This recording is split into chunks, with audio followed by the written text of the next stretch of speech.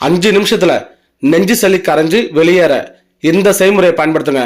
ரொம்ப வருஷமா நெஞ்சு சளி அதிகமா இருக்கு, நெஞ்சு சளியால என்னால மூச்சே விட முடியல அப்படின்னு சொல்றவங்க இந்த செய்முறையை மட்டும் பயன்படுத்துங்க. செய்முறையை சொல்றேன், கரெக்டா கவனிங்க. மஞ்சள் தூள் 1 சிட்டிகை எடுத்துக்கங்க, மிளகு 15 மிளகு எடுத்துக்கங்க, உப்பு 1/4 டீஸ்பூன் எடுத்துக்கங்க, தக்காளி 1 தக்காளி பழத்தை குட்டி குட்டியா கட் பண்ணிக்கங்க, சின்ன வெங்காயம் 1 வெங்காயத்தை எடுத்து குட்டி குட்டியா கட் பண்ணிக்கங்க, சீரகம் 1/4 டீஸ்பூன் எடுத்துக்கங்க, பூண்டு பல்லு ஒரு 3 பல்லு மட்டும் எடுத்துக்கங்க, தோல் நீக்கிடுங்க. இஞ்சி ஒரு 5 கிராம் எடுத்துக்கங்க, தோல் நீக்கிட்டு குட்டி குட்டியா கட் பண்ணிடுங்க.